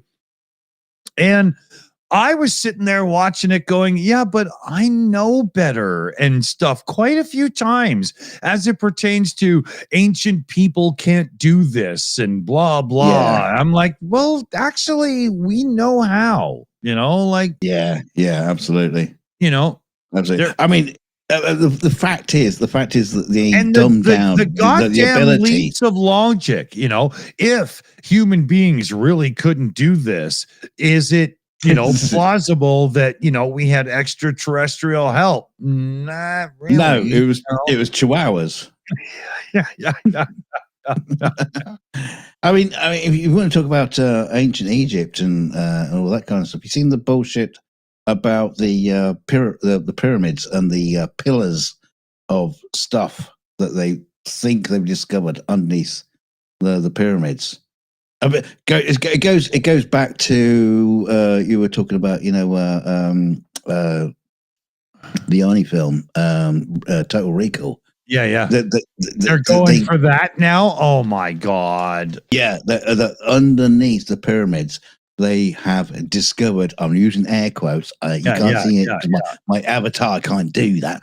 But they've discovered these like pillars underneath. Does this come from? There's a YouTube channel out there. I don't know if you guys ever seen it, but if you do, stay clear. It's called History for Granite, and I caught on to them because they had some Egyptian pyramid looking thumbnails and stuff. I was like, okay, and oh dear God, did this guy go down the rabbit hole within the first like 4 minutes? Yeah, no, this has been hitting the actual mainstream news. Wow. Yeah, but it's based on utter bollocks, basically. Yeah. I wouldn't doubt it. Just using a technology that's not tested properly, and it comes like it's not like radar images into the ground. It's much more complicated than that. Yeah. But they're coming up with these scans with things that look like pillars underneath the other pyramids. I don't know. And it could be like effects of the strata and so on, because they're on a big, huge rock cliff, and for sure. Yeah, I mean, it could just been the weight of the fucking pyramids on top of the right. It's changed the structure underneath. I don't know, but it is. But they've made that leap. Yeah, You know, yeah. they've found it's like, you know, when you find like Nessie. Oh, there's a Yeah. there's I a can't wave. explain this. Aliens. Oh, Yeah, yeah. yeah. It's Right. always the way. Can't explain it. I'll just go for a leap. Yeah, exactly. Right. Yeah. Yeah, it gets a little bit much. But that sensationalism that worked for the National Enquirer and all those shag rags, Mm. I mean, that actually came to television pretty hard. But to be fair, we love it because we love a good story. I mean, that's why I got into UFOs in the first place. You know, close encounters and stuff like. And we want we. You It's like the play Pope. with your We, potatoes too? yeah, yeah, I did. But it's that, you know, we want to believe. You Yeah. know, we want that. We want that sort of thing in our life, and that's why people like catch on to these like. I don't want to say conspiracies, but you know, just like, you know, Yeah. the mystical and the magic of, you know, like the skulls, you know, the crystal skulls and all that. Yeah, that was all. It turns out it was all just Terrible bollocks. movie. Yeah. Oh no, I don't mean the movie. I mean the actual crystal skulls. You know, there were like stones that were carved in like dinosaurs, and people go, "Oh well, you know, oh, these Peruvians must have known that dinosaurs exist." Oh, it turns out, you know, look at the thing, and it's got modern day tool marks, and they just did it with a Dremel. You know, Exactly. Yeah, exactly. Yeah. Why does it look like it has CNC marks? yeah. Oh, that's because the aliens, of course. You see, it was made with alien tools. Yeah. Aliens had Dremels. You see. Oh, Uh, they had so many stupid shit in that first few episodes that I watched. Oh, I mean, every now and then they did make sense a bit with this is really weird, and you're like, you know what? hmm. Let me pause that for a minute and think. I got Yeah. nothing. That is kind of weird, right? Yeah. Yeah. Well, that's how they drag you in. You know. Yeah. But once you actually go on the internet and start looking or whatever, you're like, oh, okay. There is a real explanation for basically Yeah. all of it. No, it's the same way as a Not all of religious it. same way as a religious evangelist. They can just spout out utter bullshit and Yeah, yeah. draw it. It's the human nature Oh, of okay. being able to Here. tell a really good lie. Have you ever seen the footage of that supposed lost underwater city off Japan? And it's not a city at all. It's just a weird rock formation with a lot of like rightish angles and stuff. You know what I'm talking about? Is that the one that looks like the Millennium Falcon? Maybe. Or is that a different one? Yeah. Let me see if I can. Yeah. Okay. Here. I found a few photos of it. Let me bring this up. Right. So here's one. And yeah. So supposedly hang on. You tell this story. I'm going to bugger off a second. Yeah.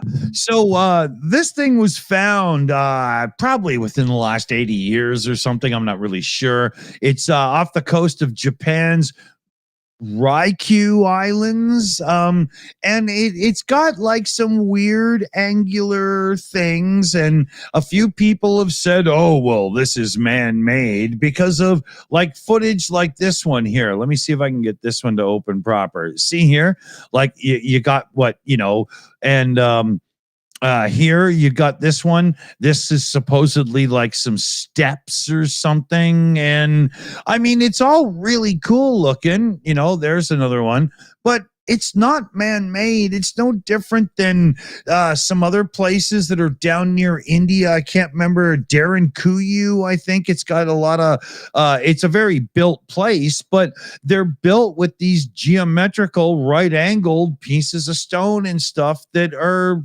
occurring naturally, right? It's not, I just don't see this as being anything man-made. I mean, look at oh, that's not one. Let's see if I can get this get out of my way.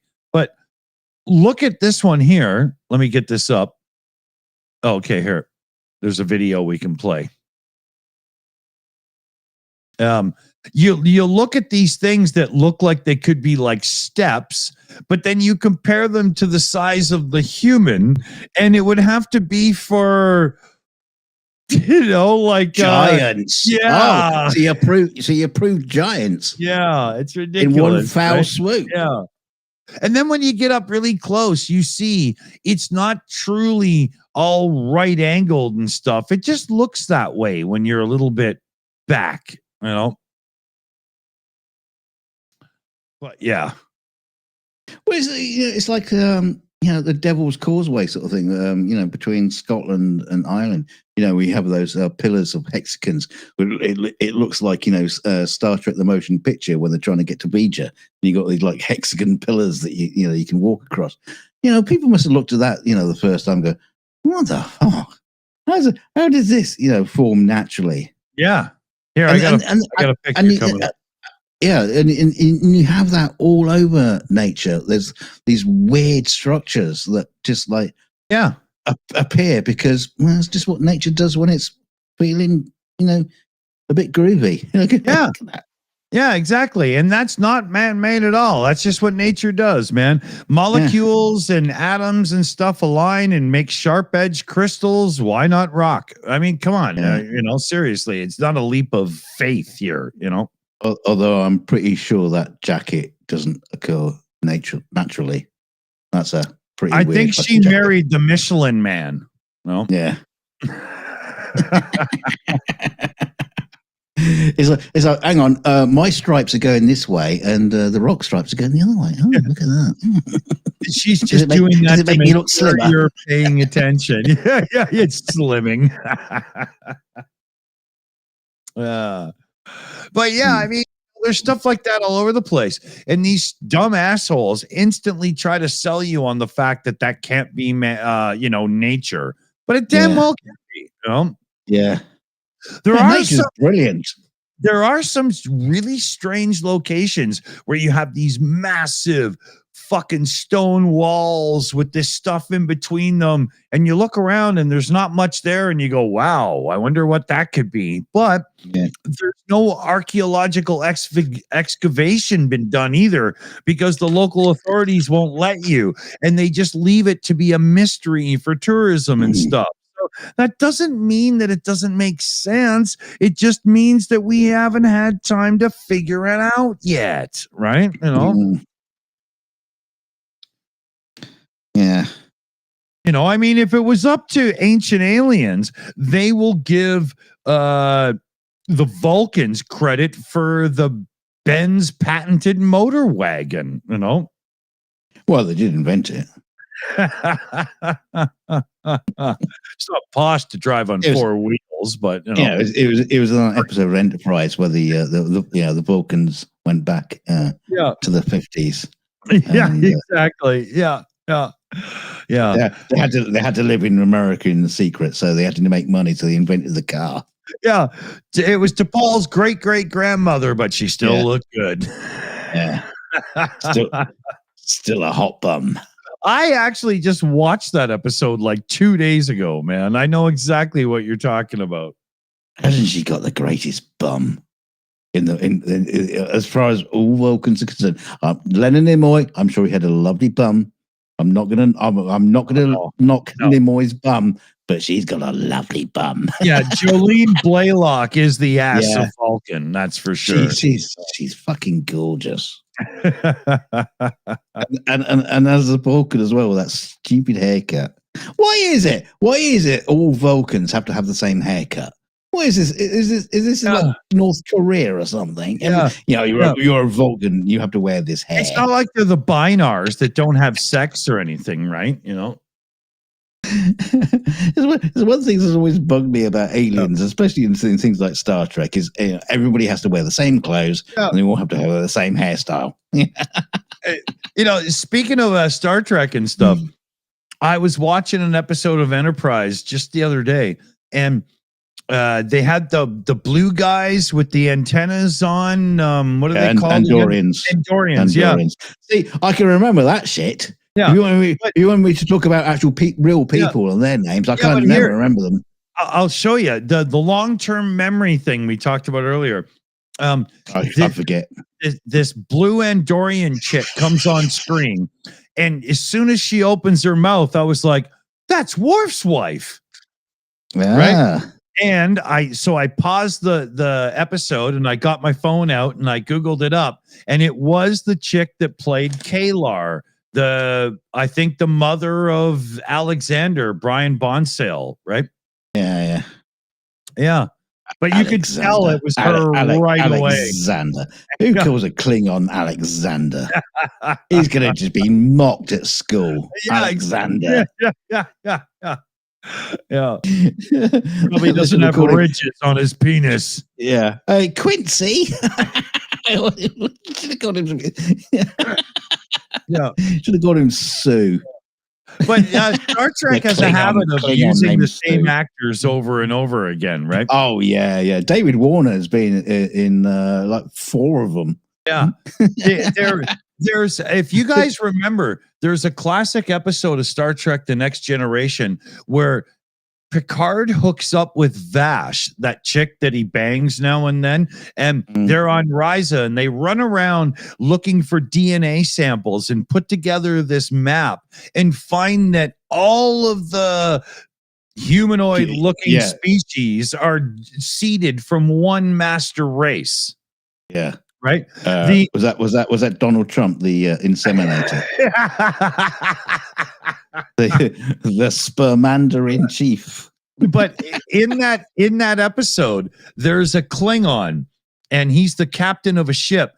But somebody beats on his ship, so he has to go with the Enterprise instead. And he's like, "Oh, I will go with you," or whatever. And the way he talks.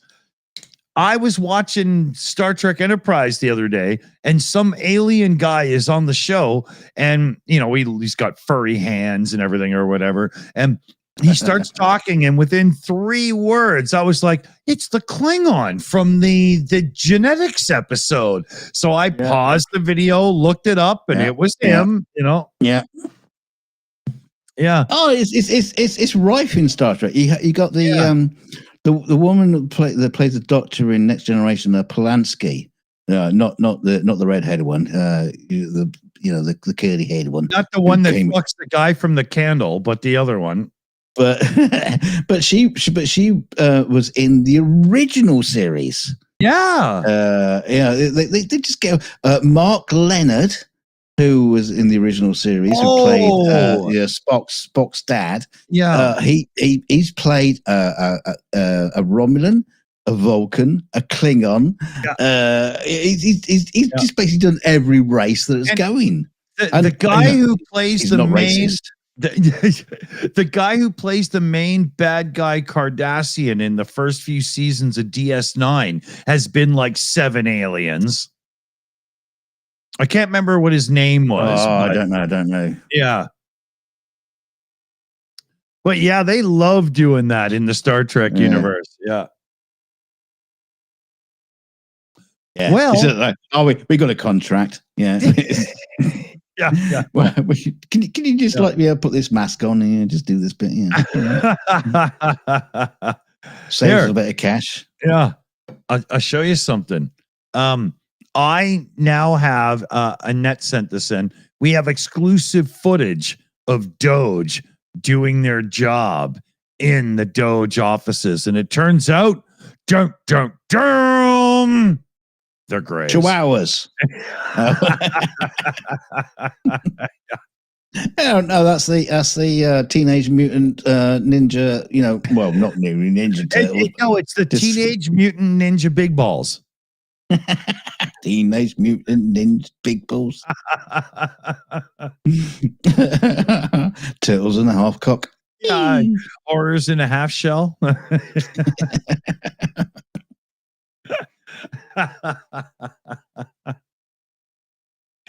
Oh, that's funny. I'd put more fucking trust in aliens doing it than bloody Doge. Well, I mean, if they can conquer faster than light travel, they can, probably conquer a billionaire with an ego problem. Can you imagine an alien invasion coming along and they'll invade and just look at the world economy and shit and they go, "What the fuck are you guys doing?" What the fuck are you like? They'd show up and go, "Oh, you're in the Trump stage. We'll be back in 5 years." Yeah, we're not supposed to make contact. Yeah, exactly. Yeah, it's part of our, Yeah, our prime directive. Every planet goes through this. We'll see in a few years. Yeah, so some gauge it on warp drive and warp technology. Now we just gauge it on the Trump. But in the galaxy, they actually grade it on the Trump scale. So.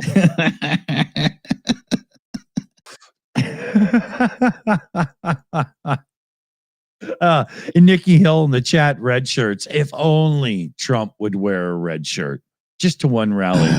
I'm sure the gunman would get through on that day. Yeah. Well, no, you just go. I heard a noise over there, Ensign Musk. Could you just go and check it out? And the next minute you hear is. I heard a moan. I heard a grunt. I think I hit him in the elbow. He's just had all his salt sucked out of his body, and somehow that's killed him. Yeah, he's already mummified. Build this man a pyramid. He's dead, Jim. Yeah. I'm a doctor, not a bricklayer.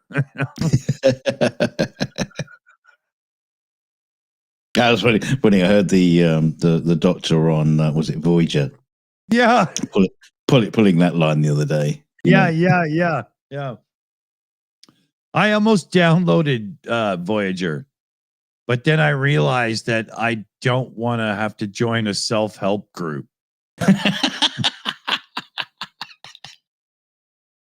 Yeah, Voyager's an odd one because it's actually one of the better ones, but it also falls into the trap of being utterly dumb. Well, if you watch the first season of Voyager, you're going to be like, I don't give a shit about you having to mix two crews and wham. But then they get over that, and the show actually becomes decent to watch. But the first season of Voyager, if you're not a real Trekkie, you're not making it till the end, man. Yeah. It sucks. It's terrible. Oh, my spirit animal, and man, just shut the fuck up. Come on, move on. They do have some very, very weird episodes. Yeah, it just goes off on one. Yeah, the first season just tires me. It just drains me. Yeah. I feel like I'm being borged.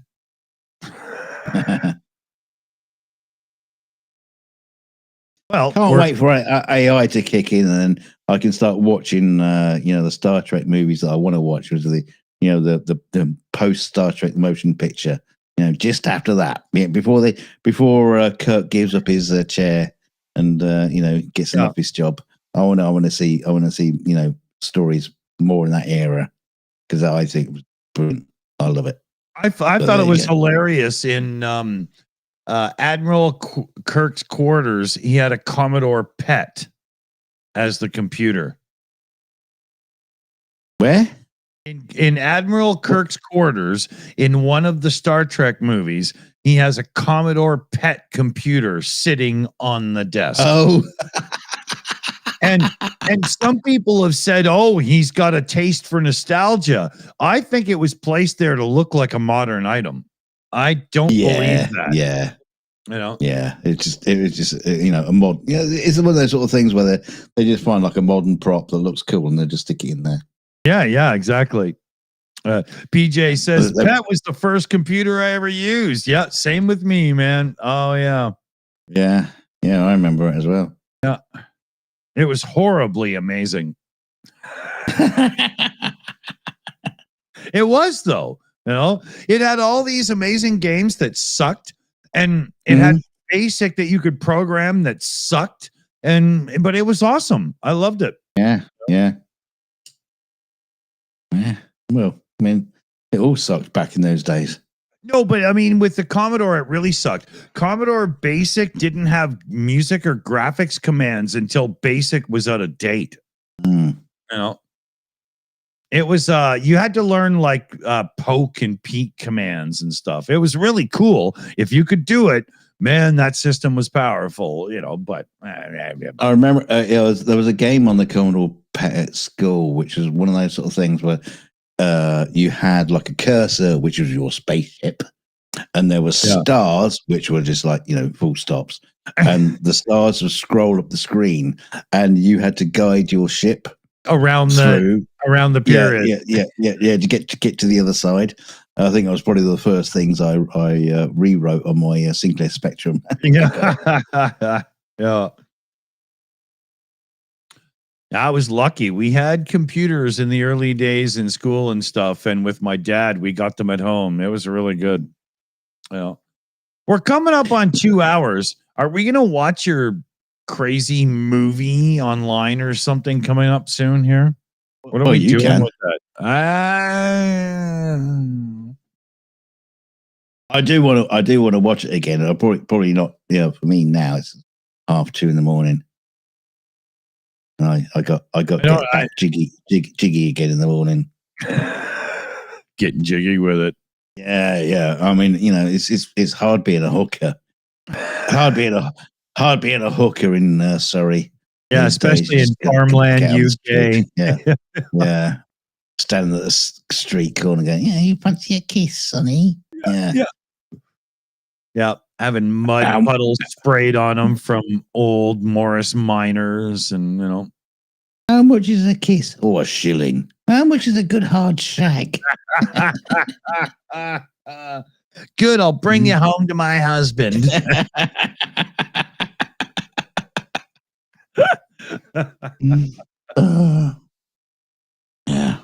I charge by the length. Not by the quality. Yeah, exactly. Yeah. So consumer advice. What do you advise the folks on as we bid our adieu? I think consumer advice is, and we'll ask your tattooist. Is that the right? See my pecker? Is that the right thing to put on the penis? And also, why are you putting it on my penis? What's wrong with an arm?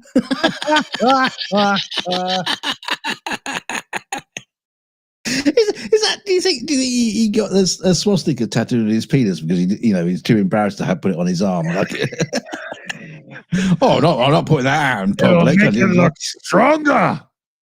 I could have put it on his arsehole like a little directional device. It made his arse look like a fan.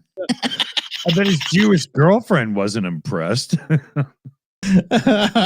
We should see what she got tattooed on her clit. Aww. Yeah, a number, a barcode. Oh God, a recipe. So let's get out of here before we kill it. So remember, before I actually overstep the mark, I think I've stepped over the mark a few times, but I think I killed it there. Remember, if Giorgio Tsoukalos shows up at your door, he's not a Mormon, but you can treat him like one and tell him to fuck right off. Is that good? No, I'd ask him to come in. I'll offer him a muffin. Yeah. Well, what if he's not carrying a bottle of wine and a pack of ciggies? Right? I'd still invite him in. I'll go, you're fucking lost, mate. You can come in if you want. I'll get you an Uber home. Whatever. You must be drunk. I'd call your wife to pick you up, Giorgio, but you don't have one. I'd check.